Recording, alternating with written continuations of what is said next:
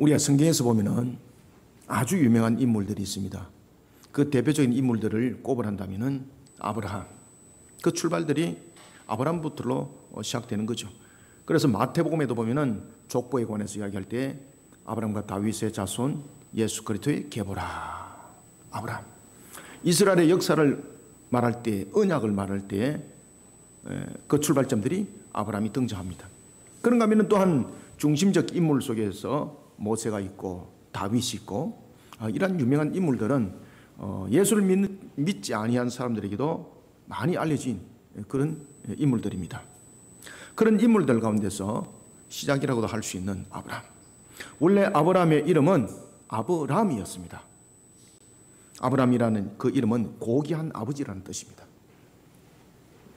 그런데 이 아브라함이 창세기 17장 5절에 의하면은 하나님께서 그 이름을 열국의 아버지라는 그 뜻을 가진 아브라함으로 이름을 하나님이 바꿉니다. 그때 바꿀 때 하나님께서 아브라함아, 네 이름을 아브라함으로 바꾸면 좋지 않겠느냐 의견을 묻지 않습니다. 하나님께서 그 이름을 바꾸어 버립니다. 다시 말하면 아브라함이라는 이름은 세상의 가치관 속에서 지어진 것입니다. 그래서 고귀하다라는 것은 세상적 측면에서 고귀함이라고 말한다면 하나님께서는 이제는 네가 세상에서 바라보는 그러한 고귀한 모습으로서 자신들의 삶을 살아가는 자 되지 말고 하나님의 나라를 위해서 살아가는 자 되어라 라면서 이름을 바꿔버립니다. 그래서 열국의 아버지라는 이름의 뜻을 가진 아브라함으로 하나님께서 그 이름을 바꾸셨던 것입니다. 아브라함은 어떤 사람이었을까? 그 출발은 창세기 11장과 12장을 보면 알 수가 있습니다. 그리고 또한 특히 여호수아가 마지막 고별 설교를 할 때에 아브라함에 관해서 이야기를 합니다. 그가 여호수아 24장 2절에서 아브라함의 가족들에 관해서 이야기를 할 때에 설교 속에서 어떤 이야기를 하는가 하면 아브라함의 아버지 데라가 어떤 사람이었는가를 가르쳐 줍니다. 아버지가 우상 숭배자였습니다. 아버지가 우상 숭배자였고 우상을 만들어서 파는 사람이었습니다. 다시 말하면 그냥 단순한 우상 숭배자가 아니라 그의 아버지는 우상 숭배 속에서도 제사장급이었습니다. 그런 환경 속에서 자라왔던 아브라함도 똑같이 우상 숭배자였다는 겁니다. 이러한 아브라함을 하나님께서 역사 속에서 불러내시고 그를 완전히 바꿔버립니다. 그를 완전히 바꾸면서 믿음의 조상으로 세워지기까지 창세기 12장에서부터 창세기 21장의 과정들이 있었던 겁니다. 하나님께서 그의 이름을 열국의 아버지라는 이름으로 바꾸면서 아브라함에게 세 가지를 약속합니다. 하나는 땅이었고, 하나는 씨였고, 하나는 복이었습니다. 너를 축복하는 자는 내가 축복할 것이고 너를 저주하는 자는 내가 반드시 저주할 것이다. 그러면서 그 복이 무엇인가를 또 하나님께서 더욱더 포괄적인 것을 더욱더 밝게 조명해 줍니다. 그것은 바로 열국의 아비가 되는 것에 대해서 그 복이 전개되질 것이라는 겁니다. 그러면 그 열국의 아비는 결국은 무엇인가? 여러 민족이 너로 인하여서 복을 받을 것이다. 이것이 열국의 아버지의 이름에 포괄되어 있는 핵심적인 내용이었습니다. 하나님께서 그러한 사항들을 아브라함에게 가르치면서 할례를 행하게 하시고 그러면서 세워진 것이 바로 할례 언약 창세기 17장이었습니다. 하나님께서는 이런 과정을 통해서 아브라함의 이름만 바꾸는 것이 아닙니다. 하나님께서는 할례 언약을 통해서 그 과정을 통하여 자신의 아내의 이름이었던 사레, 그 사레의 이름을 사라로 바꾸게 되는 겁니다. 사라 또한 그 이름이 옛적의 이름이 사레였는데 이 사레는 무엇인가 하면 고귀한 공주입니다. 세상 속에서 가치 있게 살아가고 세상 속에서 다른 사람보다도 좀 삐까뻔쩍하게 살아가고 세상 사람들보다도 머리에 서게 되고 세상 사람들 가운데서 다스리는 자가 되어라 이러면서 공주가 되라는 것이었습니다. 고귀한 공주. 그런데 하나님께서는 이런 세상적 가치관 속에 그 이름들이 전부 다 바꿔지게 만드는데 사레의 이름 또한 열국의 음이라는 그 뜻을 가진 사라로 바꿔버립니다. 그때도 하나님께서 사레야 네의 이름을 사라로 할래? 물어보지 않습니다. 사라로 바꿔버립니다.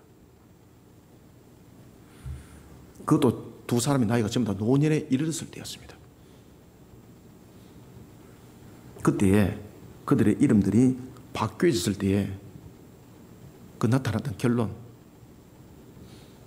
이미 한 사람은 90을 바라보고 있었고 한 사람은 100세를 바라보고 있을 때였습니다. 창세기 17장 16절에 하면은 하나님께서는 노년의 사라에게 그 이름을 바꾸면서 한 아이가 그 몸을 통해서 잉태될 것을 약속합니다. 그러니 89세 된 그 여인의 몸에서 아이가 잉태된다 하니 기가 차는 거죠. 우리 유영희 권사님은 여기 비하면 아직까지 자녀를 출산할 수 있는 기회가 여럿 있습니다. 세상 전체 89세 때 잉태됐으니 생각을 여러분 한번 해보시라고요. 그냥 단순하게 89세라면 여러분들 개념이 안 되는데 이제 나이 드신 분들 연상을 해보면은 실제 자기 몸을 보면은 이 89세에 여러분들이 방금 웃었잖아요. 왜 여러분들 웃었습니까? 그렇죠. 이것이 바로 사라의 웃음이었습니다. 아시겠습니까? 왜 웃었습니까? 기가 찬다는 거죠. 오늘 제가 유영희 권사님한테 권사님 오늘 아이가 잉태될 것입니다. 이러면 권사님이 제일 먼저 반응이 어떻게 나타날까요? 보세요. 운동하잖아요. 헛소리 하지 말라는 것이 지금. 지금 사라가 웃었던 것이, 아브라함이 웃었던 것이 바로 그 웃음이었습니다. 그때 하나님께서 출산할 아이의 이름을 웃음으로 딱 정해버립니다. 그래, 너희들이 지금 나를 믿지 못하였어. 지금 웃었다는 거죠. 그런데 여러분 중요한 것은 하나님께서 아브라함에게 13년 만에 나타났을 때에 창세기에서 어떤 말씀을 주고 있는가 하면 하나님이 전능하신 하나님이 그에게 나타났다고 그 이야기를 딱 주고 있습니다. 그러면서 아브라함이라고 이름을 바꿨고 사라라고 이름을 바꿨습니다. 그러면서 사라의 몸에 한 자녀가 출산할 것이라고 말하니까 그때 사라의 나이가 89세였거든요. 비웃는 겁니다. 그래서 하나님께서 그렇게 말씀하십니다. 전능하신 하나님이 어떤 분인가를 너가 자녀를 출산 통해서 알게 될 것이다. 너희들이 지금 방금 비웃은 그 웃음이 기쁨의 웃음으로 변할 것이다. 그래서 아이의 이름을 무엇으로 정해라고요? 사라의 출산의 그 능력이 아니라 하나님의 능력이고 그러한 속에 하나님의 언약은 반드시 이루어질 것이고 그 속에 너희들은 전능한 하나님을 보실 것이라. 그래서 비웃음의 웃음이 기쁨의 웃음과 감사의 웃음과 감격의 웃음으로 변할 것이다. 그래서 이름을 이삭이라 하여라 라고 하나님께서 명령하게 됩니다. 기쁨의 웃음, 감사의 웃음, 그 감격의 웃음, 이 사건이 그대로 실현됩니다. 아브라함의 나이가 100세 때였습니다. 그리고 사라의 나이가 90세였습니다. 지금 이 나이로 지금 보시면은 우리 또 윤봉술 권사님이 또 90이 넘으셨지 않습니까? 이 역사대로 한다면은 우리 윤봉술 권사님도 자녀를 출산할 수 있어요. 그죠? 전능하신 하나님, 전능하신 하나님. 상상을 해보십시오. 우리 90 넘은 우리 윤봉술 권사님이 자녀를 낳아서 교회에 자녀를 안고 왔다. 이 상상이 됩니까 이거? 우리로서는 그것이 불가능하기 때문에 웃음이 나와요. 그런데 전능하신 하나님 아시겠습니까? 전능하신 하나님, 천지 만물을 창조하신 하나님이세요. 그래서 하나님께서는 아브라함에게 먼저 믿음을 줄 때에 하나님이 어떠한가를 먼저 가르쳐요.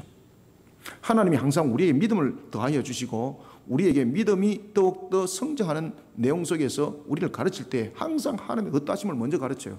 욥기서도 마찬가지예요. 욥에 대해서 신앙을 하나님께서 가르쳐 나갈 때 욥에 대해서 무엇을 가르칩니까? 창조주 하나님, 전능하신 하나님 아시겠습니까? 살아계신 하나님, 언약에 신실하신 하나님. 우리가 느헤미야에서도 우리 공부를 했지 않습니까?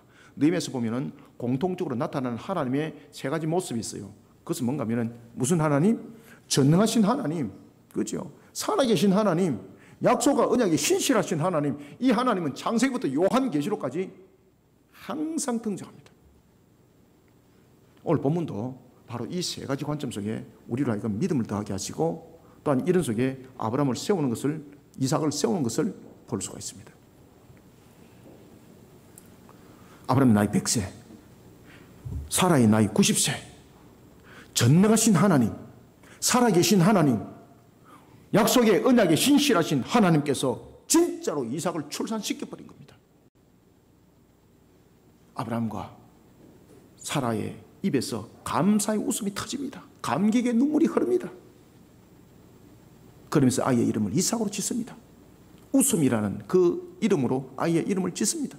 우리가 전능하신 하나님을 믿지 못하여서 의심했는데 정말로 하나님께서, 그 전능하신 하나님께서, 살아계신 하나님께서, 언약에 신실하신, 약속에 신실하신 하나님께서 정말로 불가능을 가능케 하셨다.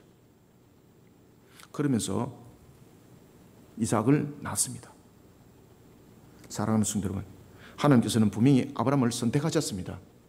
그것은 아브라함의 조건이 충분하기 때문이 아닙니다.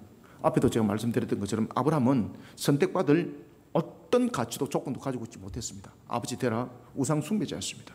제사장급이었습니다. 그 밑에 자란 자녀였습니다. 똑같아요, 여러분들요. 그런데 하나님이 선택하셨어요, 여러분들요. 하나님의 은혜입니다. 그의 나이 100세, 사라의 나이 90세, 자녀를 출산할 수 있는 능력이 없어요. 그런데 하나님께서 선택하셨어요. 하나님의 은혜입니다. 그런데 이런 과정 속에서 하나님께서는 아브라함에게 그리고 이삭에게 더욱더 신앙의 믿음을 더하기 위해서 한 사건을 전개해 나갑니다. 그것은 바로 아브라함의 나이 100세 그리고 사라 나이 90세에 낳았던 이삭을 번제로 드리라는 겁니다. 이야, 충격이 오는 겁니다. 그런데 우리는 이 오늘 사건을 통해서 왜 하나님께서 아브라함에게 그리고 또한 이삭에게 이 사실들을 이야기를 하고 이것이 실행되도록 했을까라는 것입니다. 무엇을 하기 위해서일까요? 하나님으로부터 시험을 받았습니다. 그리고 또한 언약으로 나가기 위해서는 무엇보다 중요한 것은요, 구원은 받았으되 중요한 것은 신앙의 굳건함이 있어야 되는 것입니다. 하나님의 사명을 보이지 않는 자, 그리고 또한 하나님의 언약을 수행하는 자 속에는 반드시 영적인, 그리고 또한 하나님의 주신 그 환경들을, 하나님께서 그 허락하신 그 사명들을 감당하기 위해서는 환경들을 이겨나가야 될 또한 그런 모습이 있어야 되는 것입니다. 그 속에 가장 중요한 것이 뭔가 하면요, 사람의 육체적 능력이 아닙니다. 육체적으로는 좀 쇠약할 수가 있습니다. 이삭은 족장 사회 속에서, 아브라함과 이삭과 야곱과 요셉, 이 족장 시대 속에서, 내 족장 시대 속에서 가장 육신적으로 연약한 모습으로 등장한 사람이 누군가 아십니까? 이삭입니다. 이삭. 그런데 하나님께서 가장 족장들 가운데서 말썽이 없는 족장이 이삭입니다. 눈으로 볼 때는 미약했습니다. 그런데 그런 이삭, 우리에게는 하나님이 주신 사명을 감당할 때는 가장 중요한 것은 뭔가 하면은 어떤 재력, 어떤 육체적 능력, 이것이 아니라 신앙이라는 것입니다. 하나님께서는 이런 신앙을 만들어가는 한 과정 속에 아브라함의 나이 100세, 사라 나이 90세에 얻었던 한 아들을 번제로 드리라는 것입니다. 우리는 오늘 이 사건을 통해서 우리는 발견될 것이 있습니다. 확인해야 될 것이 있습니다. 그것은 왜 하나님께서 이들에게 이런 시험을 허락하셨는가라는 것입니다. 그리고 또한 우리는 이 사건을 통해서 하나님께서 우리를 향해서 무엇을 명령하고 계시고 우리로 하여금 어떤 신앙의 모습으로 가져야 되는지를 가르쳐주고 있습니다. 그래서 이 사건은 아브라함과 이삭의 사건을 보시면 안 되고 저와 우리를 향한 하나님의 음성이라는 것을 반드시 기억하시길 바랍니다. 이런 측면에서 우리는 아브라함과 이삭을 통해서 세 가지의 관점을 보도록 하겠습니다. 먼저 우리가 8절을 함께 읽습니다. 시작. 아브라함이 이르되 내 아들아 번제할 어린 양은 하나님이 자기를 위하여 친히 준비하시리라 하고 두 사람이 함께 나아가서 아멘. 이 앞에 이제 전개된 과정들은 조금 이따 말씀드리겠는데 이 과정들을 만들어가기 위해서 하나님께서는요 분명히 과정들을 거칩니다. 그리고 하나님은 여러분 잘 아셔야 되는데 하나님 질서라는 것을 굉장히 강조를 많이 하는데 질서는 계단과 함께 형성되는 것도 질서입니다. 우리에게 믿음을 하늘에서 뚝 떨어지면서 믿음 안 줘요, 여러분들요. 믿음은 성장 과정입니다. 하나님께서 자연 환경을 통해서 왜 씨를 뿌리게 하시지 않습니까? 그리고 물을 주게 하시고 갑자기 열매를 맺는 것이 아니라 줄기를 통해서 싹이 나고 그리고 마지막에 열매를 맺고 열매를 익었을 때 그것을 먹는 것으로 하는 것처럼 우리의 신앙도 똑같습니다. 우리가 예수 그리스도를 믿는 믿음 속에 구원을 받았습니다. 그 씨가 이제 우리의 환경들 속에서 뿌려지는 겁니다. 모든 과정들을 거쳐야 되는 겁니다. 그래서 여러분들이 어떤 사람들은요 믿음이 눈으로 볼 때 급히 성장하는 사람이 있는가 하면 더디 성장하는 사람도 있습니다. 식물도 보면은 급히 성장하는 식물이 있고 더디 성장하는 식물이 있지 않습니까? 각양의 모습이 다른 것입니다. 어떤 사람은 뭐 한 5년 되니까 믿음이 마치 모래산에 있었던 아브람처럼 보여지고, 어떤 사람은 5년이 지난데도 불구하고 여전히 보니까 이거는 뭐 어디에 뭐 개밭에 나는 아처럼 말이지 기어다니기만 하고 이런 모습이 될지라도 시기가 지나고 그 환경들 조성하여서 하나님께서 하나하나 세워간다는 것을 여러분들이 믿음으로 보셔야 됩니다. 그때에 하나님께서는요, 그들을 사용할 때에 이런 성장 과정을 통해서 그냥 성장 과정만 허락지 않습니다. 성장 과정을 통해서 반드시 사용할 때에 하나님께서 마지막에 겉에 있는 거 더러운 찌개들을 다 털어버리는 시험을 거칩니다. 우리가 오늘 이 본문들을 통해서 이런 시험이 왔을 때에 하나님은 우리를 템테이션이 아니거든요. 테스트거든요. 이런 테스트가 왔을 때에 우리는 어떻게 대처하고 어떻게 해야 되는가라는 것을 아브라함과 이삭을 통해서 가르쳐주고 있습니다. 제일 먼저 중요한 것은 뭔가 하면 순종이라는 겁니다. 순종. 근데 이 순종도 오늘 본문 속에 보면은 아브라함의 순종과 이삭의 순종이 다릅니다. 아브라함의 순종은 뭔가 하면 즉각적 순종이고요, 이삭의 순종은 복종하는 순종입니다. 이런 부분들이 잘 가미가 되어져야 됩니다. 우리는 먼저 첫 번째 아브라함과 이삭을 통해서 8절과 9절입니다. 하나님께서 명하신 사명에 대해 아브라함처럼 즉각 순종하는 자세로 나아가며 이삭처럼 복종하는 순종의 자세로 하나님의 뜻을 이루어가는 일에 동력하는 자들이 되시길 바랍니다. 신앙은 혼자서 잘할 수 없습니다. 그래서 환경들이 중요하지만은 동력도 함께 중요합니다. 내 혼자서 잘할 수 있는 것도 한계는 분명히 있습니다. 그래서 하나님께서는 동력을 굉장히 강조를 하고 있고 중요하게 여기고 있습니다. 우리가 사역을 할 때도 마찬가지입니다.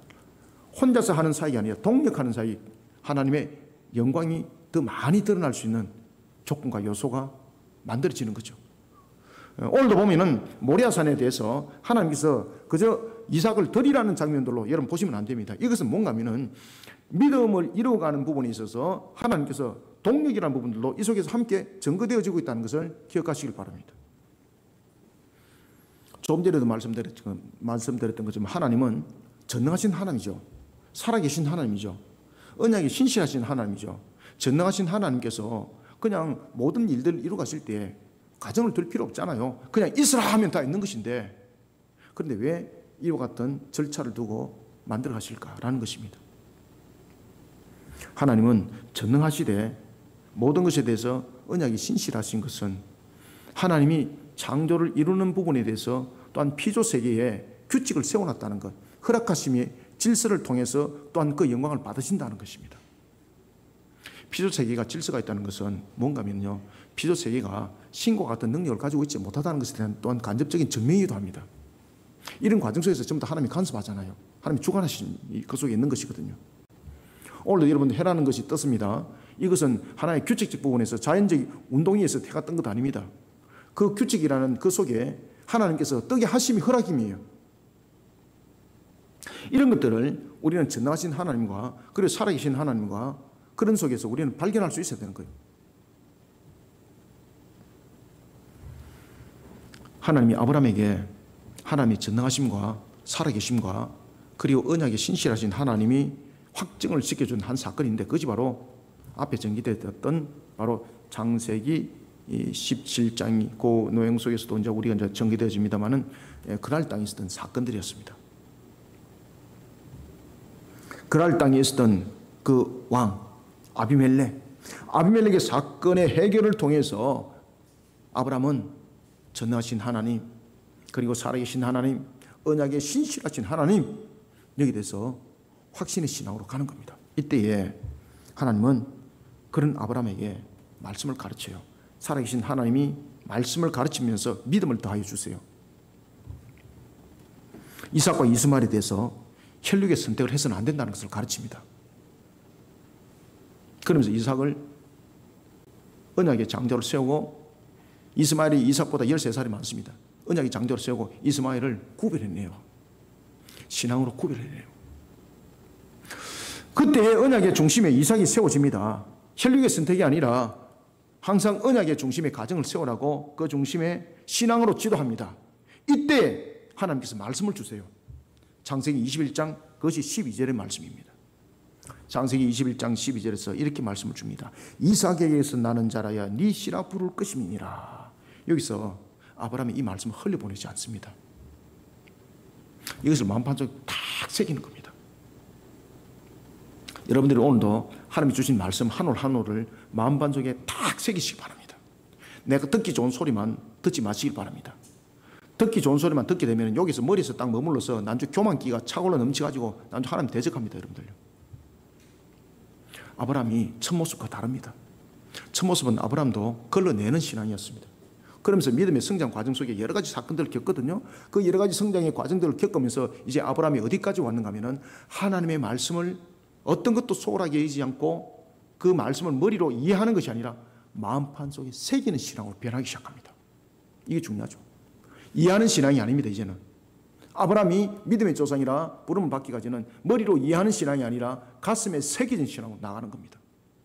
그때 하나님께서 창세기 21장 12절에서 네의 신은 이스마엘이 아니고 이삭을 통해서 난 실하여 네 자녀라 칭할 것이다, 이렇게 말하고 있습니다. 그러면은 한 사건이 벌어진다는 이야기거든요. 하나님께서 이 말씀을 중심에 두게 만들고 과연 아브라함이 하나님께서 흘려서 주신 이 말씀을 어떻게 믿고 있는가 하면서 딱 달아봅니다. 테스트합니다. 그 장면이 바로 창세기 22장 2절이었습니다. 창세기 22장 2절에서 하나님께서 이렇게 말씀합니다. 네 아들 네 사랑하는 독자 이삭을 데리고 모리아 땅으로 가서, 어디로 가라고요? 장소까지 지정해요. 모리아 땅으로 가서 내가 네게 일러준 한 산 거기서 그를 번제로 드리라. 아멘. 말씀에 순종하여서 가랬던 그곳이 나중에는 결실을 맺는 땅이 되었습니다. 처음부터는 아브라함이 이것을 몰랐던 거죠. 그런데 아브라함은 이 창세기 22장의 2절의 이 말씀에 대해서 머리로 만약에 계산했다면 그 아들을 번제로 드리라고 했는데 만약에 그것을 자신의 머리로 만약에 이해했다면 아들을 드리지 않습니다. 하나님이 번제를, 사람의 번제를 받으시는가 뭐 이렇게 따질 수도 있고, 내가 100세에 난 아들인데 어떻게 번제로 드릴 수 있습니까? 따질 수 있고, 그러면서 망설이게 되는 거죠. 그러면서 조건을 걸게 되죠. 하나님 기간을 좀 주세요. 내가 생각 좀 해보게. 아니면 또한 대체적 요소를 말하게 되죠. 아, 우리 아들 말고 다른 어떤 재물이 있을 것 아닙니까? 아니면 어떤 우리의 종들을 통해서 자녀를 출산해서 그 아이로 하여금 대체하게 해주세요. 이렇게 말할 수 있어요. 그런데 창세기 21장 12절의 그 말씀을 마음판 속에 딱 새겼던 아브라함, 이 말씀에 대해서 대묻지 않습니다. 아시겠습니까? 그래서 머리의 신앙이 아니라는 거예요. 머리의 신앙이 됐다면 반드시 대물었을 겁니다. 제가 방금 이야기했던 그 조건 이야기 다 했습니다. 아, 하나님 그러지 마시고, 왜? 제가 옛날에 그렇게 머리 신앙으로 하나님께 제가 그렇게 했거든요. 하나님께서 저를 목회자로 불렀을 때 제가 그렇게 조건 지었습니다. 아, 하나님 그리 하지 마시고 제 같은 사람 쓰시면 안 됩니다. 나중에 하나님 피곤하게 됩니다. 그러니까 저는 그냥 많이 돕는 역할을 하도록 하겠습니다. 서브하는 역할을 하도록 하겠습니다. 그러니까 하나님께서는요, 아니다. 그러면서 제가 머리 신앙이 되니까요, 이 마음판 속에 새기는 신앙이 되도록 그 기간을 두면서 끝까지 하나님께서 저를 갖다가 몰아가시더라고요. 그래서 저는 머리의 신앙과 가슴의 신앙이 무엇인지 잘 알아요. 머리로 판단하는 신앙 속에 살아계신 하나님이 어떻게 역사하겠습니까? 역사 안 합니다. 내가 이미 판단했기 때문에 미리 내버린 거예요.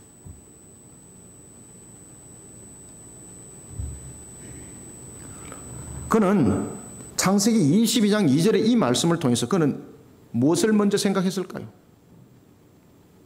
그래서 오늘 본문에 보면은 우리가 22장 8절부터 9절의 내용들이 보면은 아브라함의 적극적 순종과 그리고 이삭의 복종적 순종을 통해서 우리가 동력을 이루는 그런 사역들을 펼쳐나가야 된다는 것이죠. 아브라함이 창세기 21장 12절에서 그 말씀이 마음판 속에 새겨졌기 때문에 창세기 22장 2절이 어떤 내용인가를 그는 알게 되는 거예요. 하나님 깨달음을 주는 겁니다. 분명히 21장 12절에서는 이삭을 통해서 난 자녀란 말이 니시라고 말했습니다. 그런데 창세기 22장 2절에서 아브라함으로 하여금 이삭을 번제로 드리라 그랬습니다. 번제는 무엇입니까? 제단을 올려서 죽여서 태워서 드리는 제사입니다. 그럼 이삭은 죽는 거잖아요.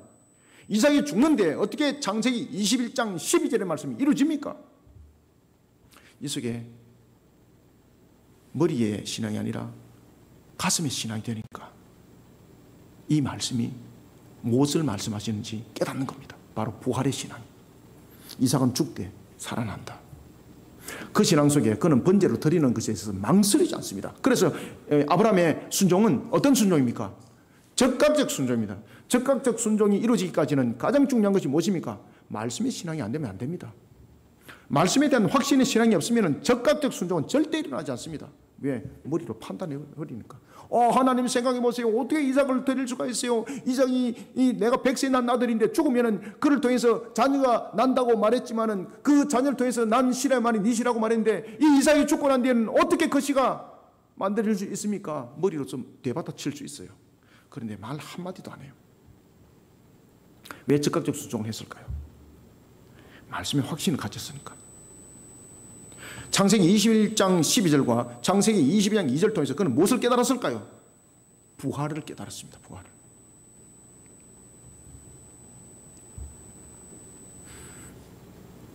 하나님께서는 아브라함에게 네 아들 네 사랑하는 독자를 데리고 모리아 땅으로 가서 내가 네게 일러준 한 산에 거기서 번제로 드리라.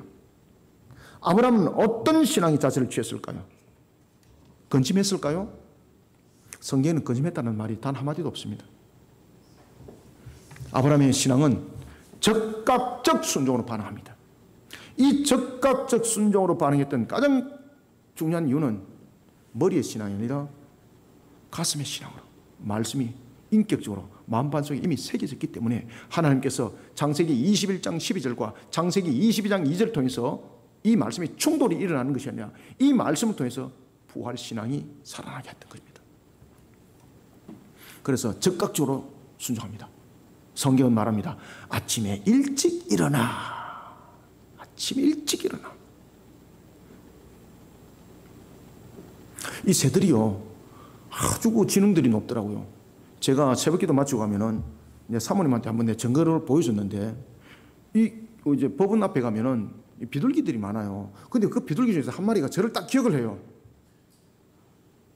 그 사모님한테 제가 이야기했거든요. 이 비둘기 한 마리가 나를 기억하는 비둘기가 있는데 봐라. 나를 찾아오는지 안 찾아오는지. 그래 딱 갔는데 아니가 될까 탁 날아오더만 저를 옆에 딱 서가지고 저를 얼굴을 보면서 확인하고 계속 따라와요. 똑똑하죠. 왜 그런가 하면 제가 한 번에 손에 있던 걸 갖다가 하도 불쌍해 보여가지고 한 번 손에 있는 걸 툭 이렇게 줬거든요.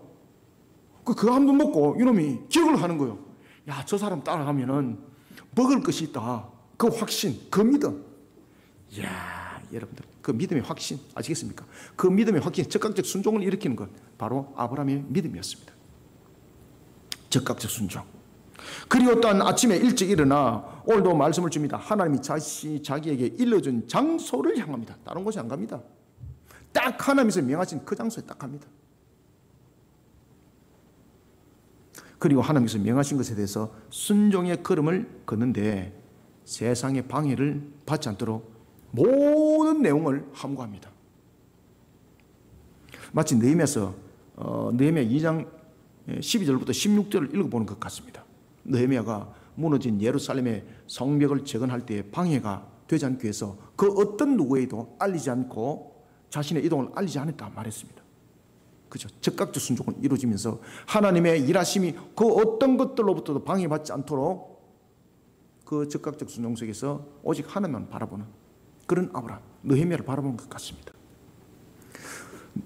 아브라함이 이렇게 3일 길을 걷습니다. 하나님께서 왜 3일 길을 걷도록 했을까요? 그래서 3일이라는 것은 언약적 관점에서 하나님의 뜻을 이루는 것이거든요. 7이 언약의 완전수라고 말한다면 12이 절대수라고 말한다면 그 언약과 항상 결부되는 것은 3과 7과 12이거든요. 3일 길을 걷도록 했습니다. 이게 만약에 인간적 생각이었다면 그의 신앙이 머리로 머물렀다면 3일 길을 반드시 고민하게 되었습니다. 이 3일 길에 누가 역사할까요? 마귀가 옆에서 꼬들깁니다. 아브라함아, 속지 마라. 네 아들 죽으면 끝이다. 이 3일 길을 통해서 모래산 가지 말고 다른 산으로 가면서 이삭으로 하여금 살찌게 도망가도록 만들어주라. 그러면은 아들도 살고 니도 하나님 제가 하나님의 주신 그 말씀을 지키려고 갔는데 이삭이 그냥 도망가 버렸어. 이러면은 다 이행 다 할 수 있다. 이렇게 꼬들길 수 있어요. 3일길. 그래서 3일길이 바로 하나님께서 아브라함을 마지막으로 시험해 보는 데입니다. 그런데 아브라함 흔들리지 않습니다. 왜 흔들리지 않았을까요? 창세기 21장 12절과 창세기 22장 2절이 충돌을 일으키지 않고, 이것이 머리로 있었다면 충돌을 일으켰을 텐데, 마귀가 분명히 틈타고 돌았을 텐데 마음반석이 새겨진 겁니다. 믿음으로 확신이 온 겁니다. 하나님의 말씀을 믿어 의심치 않았던 겁니다. 믿음의 확신으로. 그래서 그에게 3일길은 방해길이 아니었습니다. 그의 3일길은 오직 내가 주님의 뜻을, 하나님의 뜻을 세우는 일에 어떤 빈틈도 두지 아니할 것이라는 그의 신앙의 각오를 다지는 오히려 기간이었습니다. 그러니까 아무한테도 이야기 안 하는 겁니다. 자기 아들에게도 이야기를 하지 않는 겁니다. 그 3일길 동안 말입니다. 이때에 3일길쯤 됐을 때에 이삭이 묻습니다. 여기서 우리는 이삭의 신앙을 잘 발견하셔야 됩니다. 아브라함이 어떻게 이삭을 교육시키는가도 잘 발견하셔야 됩니다. 이 구절을 통해서. 이삭이 뭐라고 질문합니까? 아버지여, 불과 나무는 있는데 번제할 어린 양은 어디에 있습니까? 이렇게 질문하잖아요. 이 질문 속에는 이삭은 번제가 무엇인지를 잘 알고 있다는 겁니다. 아시겠습니까? 그러면 이 번제를 잘 알 수 있도록 아브라함이 이삭을 신앙으로 교육을 시켰을까, 안 시켰을까요? 교육을 잘 시켰다는 이야기입니다. 아브라함이 이삭을 신앙 가운데 잘 가르쳤다는 이야기입니다. 이 질문 하나를 딱 보면은. 그리고 이삭이 뭔가 모르게 미심쩍어서 지금 질문을 하는 겁니다, 지금. 그러면은 이 3일 길 속에서 마귀가 이삭에게도 역사를 할 수 있어요. 너희 아버지가 이상한 말을 하면 빨리 토끼라. 이 또 뭐 사투리가 돼가지고 잘 못 알아듣는데 도망쳐라. 네, 해석을 해서 도망쳐랍니다. 분명히 그렇게 역사할 수 있어요. 그런데 아버지의 신앙에 잘 가르침을 받던 이삭, 그 질문을 합니다. 완전하게 자신은 그것을 이해를 못했지만 뭔가 모르게 자신이 번제의 예물이 될 수 있다는 것을 짐작을 하는 거죠. 그렇지만 그는 깨닫지 못합니다. 질문할 때 아버지께서 이렇게 답을 줍니다. 아들아, 내가 마음이 많이 괴롭다. 빨리 도망가라. 이렇게 말하지 않고 이렇게 말합니다. 하나님께서 친히 준비하셨다고 아들에게 말합니다.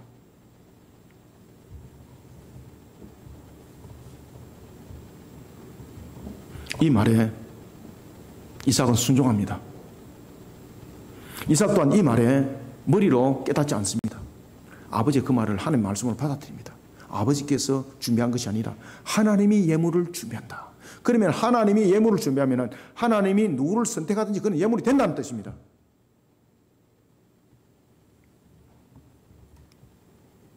하나님께서 친히 준비하셨다.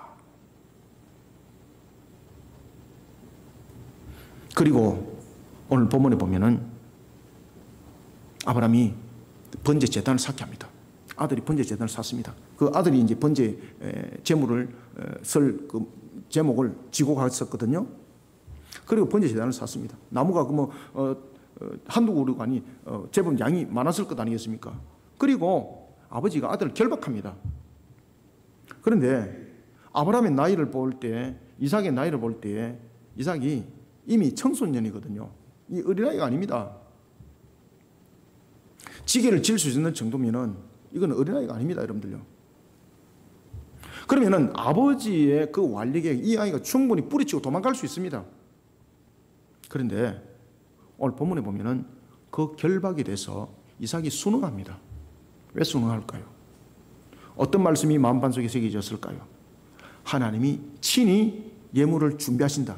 이것이 머리로 와닿은 것이 아니라 가슴으로 이삭에게 와닿았던 겁니다. 그러니 하나님이 나를 선택한 것에 대해서 그는 복종합니다. 그래서 이삭의 순종을 복종하는 순종이라고 말하는 겁니다. 아브라함의 순종을 즉각적 순종이라고 말한다면 이삭의 순종을 이렇게 해서 복종하는 순종인데, 즉각적 순종과 복종하는 순종이 함께 합쳐지니 하나님을 향한, 하나님을 경외하는 신앙이 되더라는 것입니다. 8절과 9절을 함께 읽습니다. 시작. 아브라함이 이르되 내 아들아, 번제할 어린 양은 하나님이 자기를 위하여 친히 준비하시리라 하고, 두 사람이 함께 나아가서, 몇 사람이? 두 사람이. 아시겠습니까? 9절 읽습니다. 하나님이 그에게 일러주신 곳에 이른지라 이에 아브라함이 그곳에 제단을 쌓고 나무를 벌려놓고 그의 아들 이삭을 결박하여 제단 위에 놓고. 아멘. 여기에서 제단 위에 결박할 때는 이삭이 몸부림치면서 도망갈 수 있습니다. 그런데 결박에 순응합니다. 복종하는 순종. 어떤 말씀에 아버지에게 질문했잖아요. 재물이 어디 있습니까? 번제드릴 재물이 어디 있습니까? 그러니까 하나님이 준비하셨다. 이삭이 결박당하니까 하나님이 나를 선택하셨구나. 이게 복종하는 겁니다. 반응해서 도망가지 않습니다. 여기서 우리는 중요한 것을 캐치하셔야 됩니다. 여러분, 하나님의 뜻을 세워나가는 일에 아브라함의 신앙은 즉각적으로 순종하는 신앙이었다면 이삭의 신앙은 이해할 수 없는 상황입니다. 이해할 수 없는 상황 속에서도 하나님의 뜻을 따르는 복종하는 순종의 신앙이었다는 것입니다. 이 속에 결론이 있고 이 속에 여호와 일의 결실이 있습니다. 하나님은 어떤 분이시라고요? 전능하신 하나님, 살아계신 하나님, 약속과 언약에 신실하신 하나님. 하나님은 완전하신 하나님이시거든요. 하나님 속에서는 실수함이 없습니다. 내가 생각해보니까 어저께 내가 꿈을 꿔가지고 잘못 생각해가지고 이거 좀 갈아엎어야 되겠다. 이런 하나님이 아니세요. 그런 하나님을 믿어 의심치 말라는 겁니다. 그래서 적극적 순종과 복종하는 순종이 굉장히 중요합니다. 때로는 자신이 생각할 때에 상식적으로 이해할 수 없는 것조차도 하나님께서 명하신 것이라면 아브라함처럼 어떻게 하라고요? 적극적 순종을 하십시오. 그 속에 여호와 일의 역사가 있습니다. 그런데 하나님께서 오늘 본문에 보면은 모리아산에 둘이 가도록 하잖아요. 그죠? 이 속에서 무엇이 있습니까? 아브라함의 다음에 후대를 이어갈 사람이 이삭이었거든요. 이삭에게도 하나님께서 믿음이 무엇인지를 보여줄 때 함께 이루어가는 동일한 믿음, 그러면서 동력하는 믿음, 동력하는 사역들을 이루어가게 만들어요. 이 속에서 적극적 순종 속에서 내가 해야 될 것은 뭔가 하면 복종하는 순종이 함께 있어야 된다는 거예요. 자신에게 부딪히는 상황 도저히 상식적으로 이해가 되지 않습니다. 이거 상식으로 이해됩니까? 이거 제 상식으로는 이해 안 됩니다. 제가 이 성경을 믿음으로 성경을 받아들이지 않았을 때는, 지식으로만 받아들일 때는 이 본문 이해가 되지 않았습니다. 그런데 신앙이 가슴에 딱 와닿으니까요, 제가 이 본문들을 읽으면서 제가 진짜로 저의 과거가 막 생각나는 겁니다. 저의 과거. 제 과거. 그리고 하나님께서 저를 갖다 모리아산으로 인도했던 그런 과정들이 막 기억이 나는 겁니다. 야, 이 말씀 진짜다 이거. 이 살아계신 말씀 이거 진짜다 이거.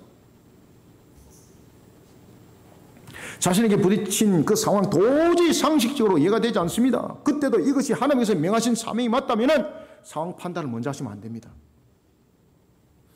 상황 판단하는 자세가 아니라 이삭처럼 복종하는 순종의 신앙으로 자신을 번제단에 드려야 됩니다. 이런 신앙 속에 세워진 사람들이 결실을 맺어가는 거죠. 여러분, 하나님은 어떤 경우도 우리를 무너뜨리지 않습니다.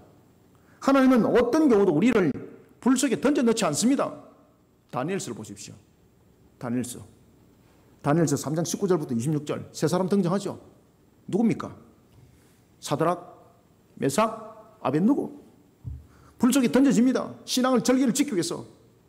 상식적으로 생각해 보십시오. 우상에게 절만하게 되면 너희들을 부귀영화를 누리게 할 것이고 저 풀무불에 던지지 않겠다고 왕이 약속을 했습니다.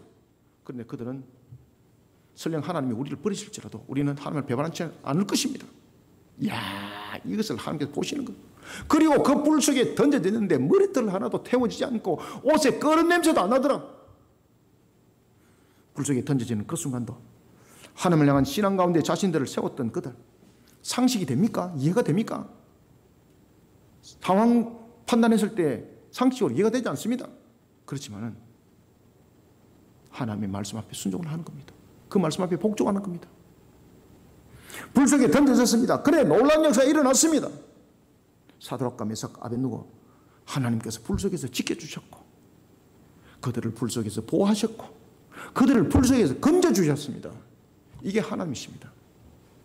믿어 의심치 마시기 바랍니다. 아브라함에게 그리고 이삭에게 이 믿음을 가르치는 거예요. 아브라함의 적극적 순종과 이삭의 복종하는 순종의 신앙은 광신주의를 만들어가는 그런 신앙의 과정이 아닙니다. 제가 지금 여러분들에게 광신주의로 만들기 위해서 이 말씀을 전가하고 있는 것 아닙니다. 하나님은 광신주의를 원하지 않습니다. 하나님은 인격적 분이십니다. 사랑하는 성도 여러분, 오늘도 우리의 신앙은 나를 위하여 하나님이 존재하는 것이 아니라는 것을 반드시 깨달으시기 바랍니다. 우리는 하나님을 위하여 내가 존재하고 있는 것을 아시길 바랍니다. 이런 신앙관으로 세워져야 합니다. 이런 신앙의 인격으로 자신의 신앙이 모리아산 위에 세워진 아브라함이 되고 이삭이 되어서 아름다운 동역을 이루어가 하나님 앞에 영광 돌리는 우리 모든 성도들, 저와 여러분들이 다 되시기를 소원합니다. 두 번째는 우리가 아브라함과 이삭을 통해서 우리의 모습들과 우리의 신앙들을 어떻게 비춰내야 되는가. 첫 번째는 어떻게 된다고요? 적극적 순종과 복종하는 순종.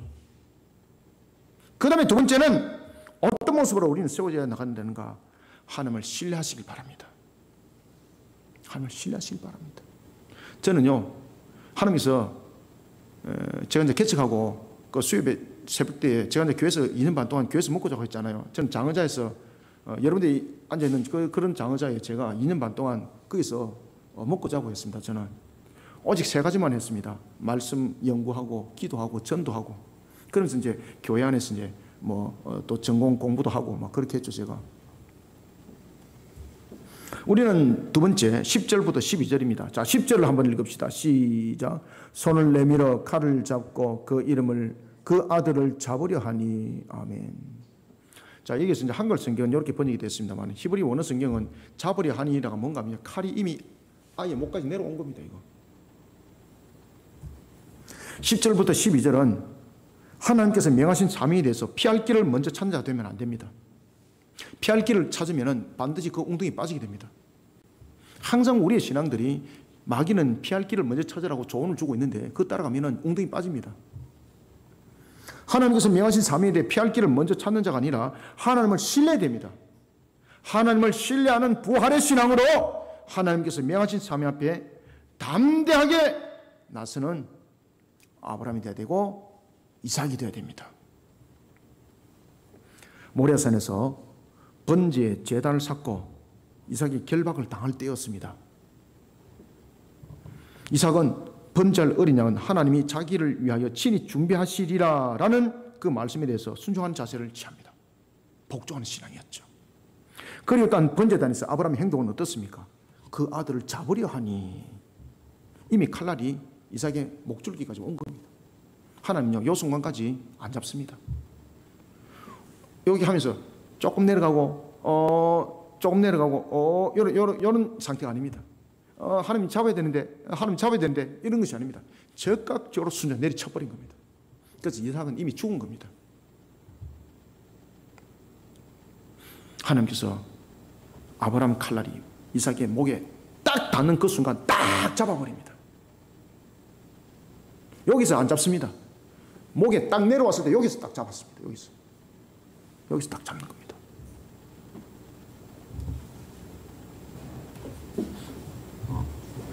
여호와의 사자가 이삭의 목을 내리치는 아브라함의 손목을 붙잡습니다.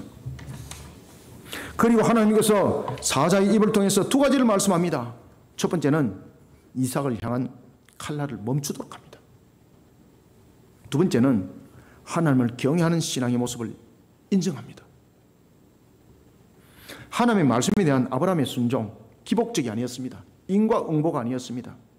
그의 순종은 하나님께서 명하신 것에 대한 절대적 순종이었습니다. 인격적 순종이었습니다. 그래서 그것을 가리켜서 하나님께서 나를 경외한다고 말하는 겁니다. 왜 목을 쳤는데 왜 그것이 경외함이냐?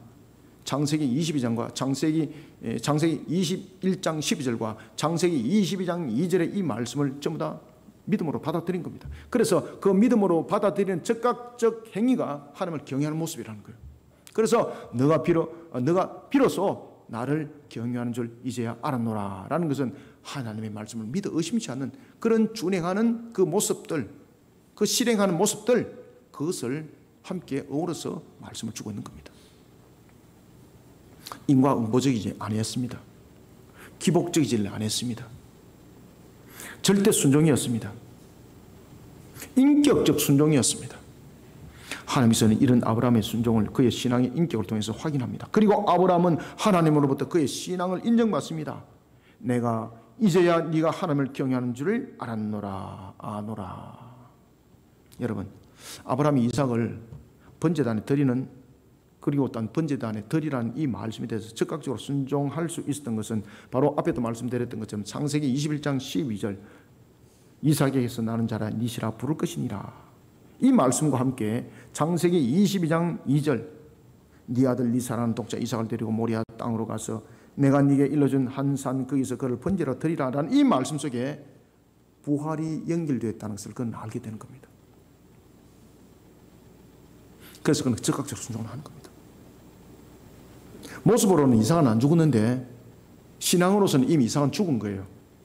그리고 하나님께서 이삭을 살린 거예요.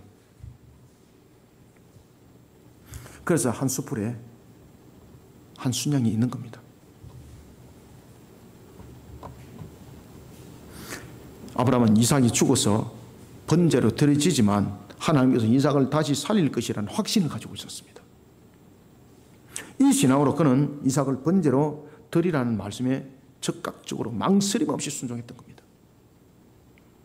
그리고 하나님께서는 하나님을 의심치 않는 아브라함의 신앙을 통해 하나님을 경외하는 신앙의 모습을 발견합니다. 내가 이제야 네가 하나님을 경외하는 줄을 알았노라. 아멘. 10절부터 12절 함께 읽읍시다. 시작. 손을 내밀어 칼을 잡고 그 아들을 잡으려 하니 여호와의 사자가 하늘에서부터 그를 불러 이르시되 아브라함아 아브라함아 하시는지라. 아브라함이 이르되 내가 여기 있나이다 하매 사자가 이르시되 그 아이에게 네 손을 대지 말라. 그에게 아무 일도 하지 말라. 네가 네 아이 네 독자까지도 내게 아끼지 아니하였으니 내가 이제야 네가 하나님을 경외하는 줄을 아노라. 아멘. 아브라함은 하나님께서 명하신 것에 대해서 자신의 입장을 먼저 계산하는 신앙이 아니었습니다. 무엇이 불리하고 무엇이 유리한지 계산하는 그 순간 신앙은 판단이 됩니다. 다시 한번 말씀드립니다. 하나님께서 무엇인가를 명령했습니다. 뭔가를 말씀을 주었습니다. 분명히 순종해야 됩니다. 그런데 그것을 먼저 판단하고 유리하고 불리한 것을 먼저 저울딱 합니다. 그럼 그때부터는 신앙이 아닙니다. 그때부터는 신앙이 아니고 바로 판단이 되는 겁니다. 그 순간 기복이 되고요, 인과응보가 되는 겁니다. 이제 그때부터 실행하는 것을 불신앙으로 변하게 되는 겁니다. 하나님께 주신 사명이 있다면 피할 길을 먼저 찾는 자가 되지 않아야 됩니다. 사랑하는 성도 여러분, 아브라함처럼 하나님을 신뢰하는 신앙의 모습을 가져야 합니다. 아브라함이 이삭을 번제단에 드릴 수 있었던 것은 창세기 21장 12절의 가르침과 창세기 22장 2절에서 나타나는 하나님의 명령에 대해 부활을 확신하는 신앙으로 반응한 결론이었습니다. 하나님은 우리의 신앙에 대해 아브라함처럼 지금도 녹화하고 계십니다. 여기에 대해서 잘 반응하셔야 됩니다. 판단하지 마시기 바랍니다. 내가 먼저 무엇이 유리하고 무엇이 불리한가를 먼저 생각했다면 이것은 신앙이 아니라 이제 판단으로 변한 겁니다.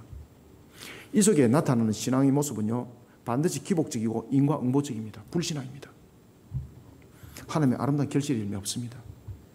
이미 하나님은 우리에게 명령하시고 이미 우리에게 말씀을 줬을 때에는 이미 하나님께서 축복한 것을 손에 이미 딱 들고 계십니다. 그렇게 했을 때 주는 것이 아닙니다. 이미 다 준비해놨습니다. 다음에 나타나는 건 우리의 반응입니다. 머리로 판단하지 마시기 바랍니다. 그래서 아브라함의 신앙이 무엇입니까? 가슴의 신앙입니다. 가슴의 신앙. 아시겠습니까? 오늘도 내가 가슴이 답답한데 내 신앙이 가슴으로 가득 차는 것 같다. 이거는 아닙니다. 오늘도 하나님께서는 우리의 신앙을 아브라함처럼 노크를 하십니다. 여기에 대해 자신의 피할 길을 먼저 찾는 자가 아니라 하나님을 신뢰해야 됩니다. 하나님을 신뢰하시기 바랍니다. 계산으로 두드리면 안 맞아요, 여러분들요. 하나님은 어떤 분이라고요? 완전하신 하나님인데 하나님은 전능하세요. 살아계세요. 약속과 언약이 신실하세요, 여러분들요. 신뢰하시길 바랍니다. 그런데 그것을 한계를 가지고 있는 유한선을 가지고 계산기가 두드려 버렸습니다. 그럼 그것은 이제 판단이 되는 겁니다. 신앙이 아닙니다.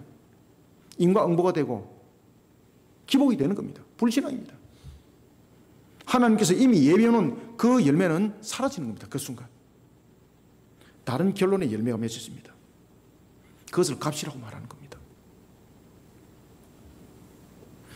하나님을 신뢰하는 신앙으로 하나님께서 명하신 사명 앞에 담대하게 서는 아브라함이 되고 이삭이 되는 신앙으로 쓰임받기를 소원합니다. 세 번째는 마지막으로 13절을 읽습니다. 시작. 아브라함이 눈을 들어 살펴본 적 한 순양이 뒤에 있는데 뿔이 수풀에 걸려 있는지라 아브라함이 가서 그 순양을 가져다가 아들을 대신하여 번제로 드렸더라. 아멘. 이미 하나님께서 예비해 놓으셨어요. 그때서 비로소 보이는 거예요. 이미 여러분들에게 복잡다단한 문제점들 속에서 하나님께서 우리에게 때로는 이런 것들이 있습니다. 그래서 여러분들에게 제가 늘 말씀을 주는 가운데 하나가 다윗의 신앙을 잘 받아 나가라. 왜냐하면 우리가 형편과 환경이 막 무너집니다. 그런데 주의 일에 대해서 사명을 줍니다. 그러면은 우리의 선택은 선택이 아닙니다. 명예에 순종하는 겁니다. 다윗이 그 순종 속에서 전부 다 결실을 맺은 겁니다. 시편을 잘 읽어보시기 바랍니다. 실타래처럼 복잡다단하게 풀려 엉켜버린 그 삶의 그 모든 여정들을 어떻게 풀어가시는 거 아십니까? 하나님의 명예에 순종하면서 가는 겁니다. 하나님의 명예에 순종하면서 가다 보니까 실타래처럼 엉켜있던 것이 다 풀려나고 심지어 하나님께서 아름다운 옷을 다 지어 입혀서 그에게 내놓았습니다. 이것이 아둘람 사건입니다. 무너지는 절망 속에 하나님께서 다윗의 평생 그리고 또한 솔로몬이 왕으로 세워지기까지 그 기둥이 되었던 용사들이 400인의 용사들이 거기서 만들어집니다. 그것이 여호와 이름입니다. 우리는 마지막으로 13절부터 14절 통해서 자신이 원하는 바를 이루는 삶이 아니라 아브라함과 이삭처럼 하나님의 명하심에 대해서 끝까지 순종하시길 바랍니다. 끝까지. 어디까지? 끝까지라는 것은 벼랑이 있는데 여기서 이제 되겠구나 아닙니다. 밀어도 떨어지는 그 순간도 믿어 심지 마시기 바랍니다. 하나님의 명하신 데 대해 끝까지 순종하는 신앙으로 하나님께서 예비하신 여호와의 일에 대한 주인공들이 되시길 바랍니다. 하나님은요 항상 여호와 일에 준비를 해놓고 계십니다. 이게 우리의 믿음의 완성 속에서 보여지는 겁니다. 이미 다 준비해놓고 계십니다. 신앙이 상황과 주변의 환경에 굴복당하면 안 됩니다. 그러면 바로 포기가 됩니다. 그 순간 감람나무, 무화과나무, 포도나무 축복은 거둬지는 겁니다. 아시겠습니까? 이미 모든 것 속에는 하나님께서 여호와 일을 준비해놓고 있어요. 그것이 바로 감람나무, 무화과나무, 포도나무의 축복입니다. 하나님께서 이미 예비해 놓으신 여호와 일의 주인공이 되지 못하는 것은 신앙이 상황과 주변과 환경에 굴복당했기 때문입니다. 그러니까 하나님께서 이미 예비해 놓은 것이 거둬져 버리는 겁니다. 여호와 일의 주인공이 되지 못하는 겁니다. 참 안타깝죠. 제가 봐도 안타깝는데 하나님 볼 때 얼마나 안타깝겠습니까? 얼마나 안타깝겠습니까? 하나님께서 명하신 것에 대해 아브라함의 순종과 이삭의 순종은 하나님의 뜻을 이루기 위해 그 끝을 향합니다. 자신의 형편과 환경을 먼저 생각했다면 충분히 포기할 수 있는 순간이었습니다. 그러나 아브라함과 이삭 그 순종은 하나님의 뜻을 이루는 것에 멈추질 않습니다. 이게 중요한 겁니다. 멈추질 않습니다. 과거에는 우상 숭배자였습니다. 그런데 하나님께서 만들어 가셨잖아요. 그리고 하나님께서 명하신 것에 대해서 멈추질 않습니다. 그 순종에 대해서 멈추질 않습니다. 이 모든 상황을 하나님이 지켜보고 계시는 거예요. 이 모든 상황을 지켜보고 계시던 하나님께서 아브라함과 이삭의 참신앙의 모습을 발견하게 됩니다. 그 순종에 대해서 응답합니다. 이것이 여호와 일입니다. 이삭을 대신한 한 순양을 줍니다. 그런데 그때서 비로소 주는 것이 아니라 이미 예비해놨다고 말하고 있습니다. 숯불에 예비된 한 순양은 하나님께서 이미 예비해놓은 제물이었습니다. 아브라함과 이삭이 예비된 한 순양을 볼 수 있었던 것은 하나님께서 명하신 것에 대해 의심하거나 불순종하는 자세가 아니라 그 명하심에 대해 끝까지 순종하는 가운데에 발견된 열매입니다.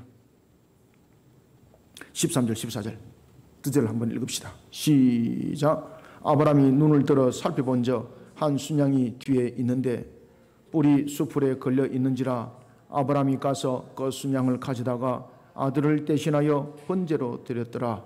아브라함이 그 땅 이름을 여호와 이레라 하였으므로 오늘날까지 사람들이 이르기를 여호와의 산에서 준비되리라 하더라. 아멘. 여러분, 끝까지 하나님께 순종하는 신앙은 모리아산의 열매인 여호와 이레로 응답받습니다.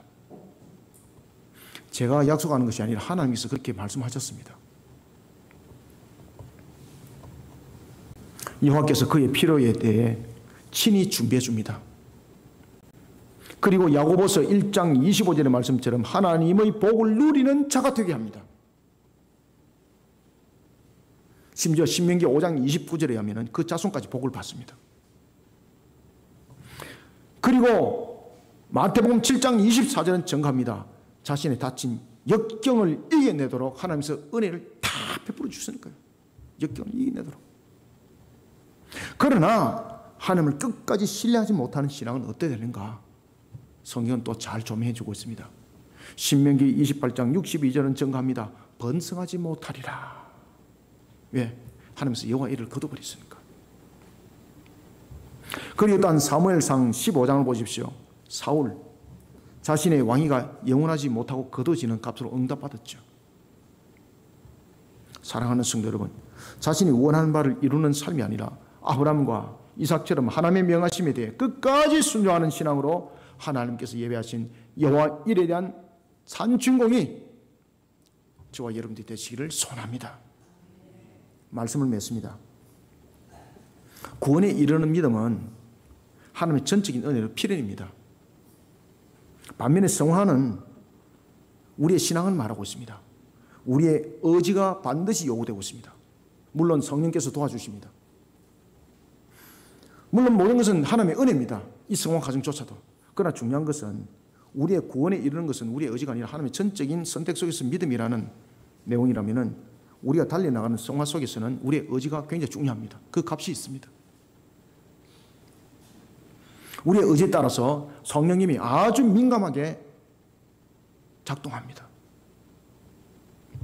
우리가 살아가는 지금의 환경, 구원은 받았을 때 이후의 삶은 성화 과정입니다.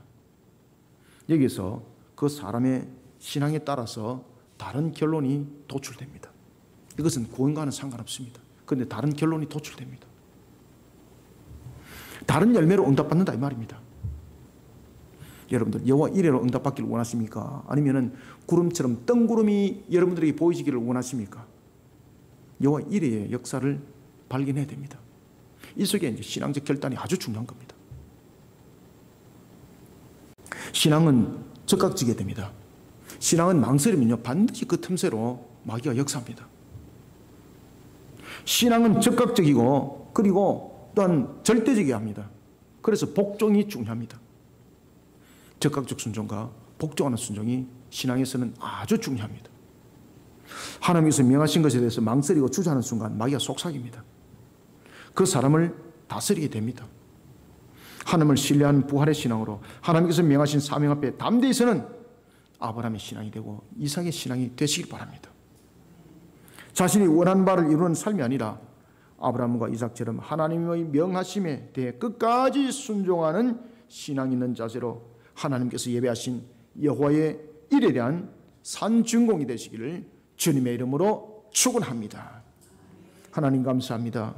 주님께서 오늘도 우리에게 창세기를 통하여 주신 말씀 생명이요 꼴의 양식이 될 줄 믿습니다. 아브라함과 이삭을 통하여서 우리에게 주신 말씀을 다시 한 번 더 재조명해 보면서 우리의 나갈 바를 되새기 봅니다. 우리가 하나님을 신뢰하되 또한 주께서 주신 말씀을 신뢰하는 것으로 끝나는 것이 아니라 우리의 신앙이 머리의 신앙이 아니라 가슴의 신앙으로 와닿을 때 우리의 순종은 즉각적이고 그리고 또한 복종이라는 모습 속에 우리를 비추어 가길 원합니다. 살아계신 하나님께서 우리를 통하여서 또한 신앙의 결실을 맺도록 이미 우리를 축복하여 여호와의 이레를 그리고 또한 그 예비된 산에 우리를 이끌어가는 줄 믿습니다. 이런 과정 속에 우리의 모든 여정은 하나님 앞에 순종하고 복종하는 속에 주님의 결실을 풍성히 맺어가는 감람나무, 무화과나무, 포도나무의 축복으로 우리 모든 성도들 응답받게 하여 주시옵소서. 오늘도 종의 입술을 통하여 증거되어졌지만은 이 말씀이 생명수가 되고 꼬리 양식이 되기까지는 사람의 지식적 판단이 아니라 성령께서 말씀의 권능이 되고 권세가 되어 우리 모든 성도들에게 인격적 요소의 만판 속에 각인되고 새겨지는 얀나르신 금의 말씀이 되게 하여 주시옵소서. 주의 능력의 말씀으로 일어서게 하여 주시고 주님의 권능의 말씀으로 역사 이렇게 세워 주시옵소서. 오늘도 달려갈 우리 모든 여정의 걸음 속에 여호와의 일회의 역사를 보게 하시길 원하며, 또한 우리 거리심교회 사명 속에 주어진 바티스가 이 사명 속에 모리아산의 동산의 역사를, 여호와의 일회의 역사를 서내려갈 줄 믿습니다. 이 사명 속에 또한 종을 세워서 사오니 모든 사명 아브라함처럼 이삭처럼 모든 과정들 은혜롭게 잘 이끌어갈 수 있도록 또한 성령님 도와주시옵소서. 그라여 하나님 홀로 영광 받으시길 소망하며 예수님의 이름으로 기도드리옵나이다. 아멘.